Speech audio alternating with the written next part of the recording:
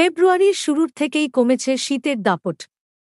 বসন্তের স্নিগ্ধ বাতাসে কোথায় মানুষ একটু প্রাণ জুড়াবে, তা না হয়ে শুরু হয়েছে ঝড় বৃষ্টির খেলা। অকাল বৃষ্টির এই তাণ্ডবে তিতিবিরক্ত দক্ষিণবঙ্গের মানুষজন। তুমুল বৃষ্টিতে ভিজেছে একাধিক জেলা।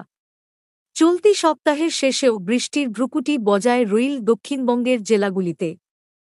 হাওয়া অফিসের পূর্বাভাস, আগামী ৪ দিনই বিরাট খেলা দেখাবে আবহাওয়া। ভরা বসন্তের কালবৈশাখীর ছায়া, তাপমাত্রা স্বাভাবিকের উপরে থাকলেও ঝড় বৃষ্টি বাড়বে শনিবার থেকেই। পশ্চিমী ঝঞ্ঝার দাপট তো রয়েইছে, সেই সাথে আক্রমণ শানাবে ঘূর্ণাবর্ত। সাঁড়াশি আক্রমণে ভালোই ঝটকা খাবে জেলা থেকে শহরতলি। এই দিন আলিপুর আবহাওয়া দপ্তর জানিয়েছে, বঙ্গোপসাগরের জলীয় বাষ্প প্রবেশ করেছে রাজ্যে। অন্যদিকে পূবালি হাওয়া ও পশ্চিমী ঝঞ্ঝার সংঘাত অনিবার্য, দুইয়ে মিলিয়ে ঝড় বৃষ্টি তো হবেই, সেই সাথে বজ্রপাতের সম্ভাবনাও ফোলানা। দক্ষিণবঙ্গে আগামী মঙ্গলবার পর্যন্তই এমনই চলতে পারে বলে ধারণা আবহাওয়াবিদদের। আজ শনিবার কলকাতা সহ দক্ষিণবঙ্গের উপকূল ও উপকূল সংলগ্ন জেলাগুলিতে হালকা বৃষ্টিপাতের সম্ভাবনা রয়েছে। কোথাও কোথাও শিলাবৃষ্টিও হতে পারে বলে পূর্বাভাস দিয়েছে হাওয়া অফিস। ইতিমধ্যেই বজ্রপাতের সতর্কতা জারি করেছে আবহাওয়া দপ্তর। একই সাথে অকাল বৃষ্টির সম্মুখীন হতে পারে উত্তর ও দক্ষিণ ২৪ পরগনা, পূর্ব পশ্চিম মেদিনীপুর এবং ঝাড়গ্রাম।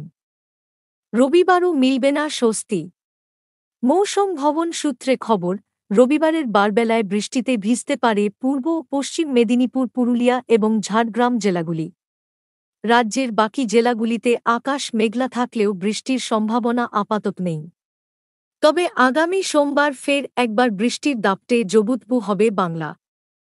এই দিন পুরুলিয়া, বীরভূম ও পশ্চিম বর্ধমান জেলাগুলিতে বৃষ্টির দাপট থাকবে অত্যাধিক, বৃষ্টিতে ভিজতে পারে উত্তরের জেলাগুলিও। শনি ও রবিবার দার্জিলিং ও কালিম্পং এর কিছু এলাকায় ২-১ পশলা হালকা বৃষ্টির সম্ভাবনা। তবে বৃষ্টির সম্ভাবনা সবচেয়ে বেশি রয়েছে আগামী মঙ্গলবার।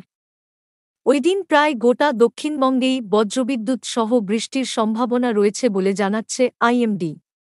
আবহাওয়া দপ্তর বলছে, একদিকে বাংলাদেশ থেকে ঘূর্ণাবর্ত, অন্যদিকে উত্তর পূর্ব অসমের ঘূর্ণবাতের প্রভাবের কারণেই এই অকাল বৃষ্টির সম্মুখীন হতে হচ্ছে পশ্চিমবঙ্গকে।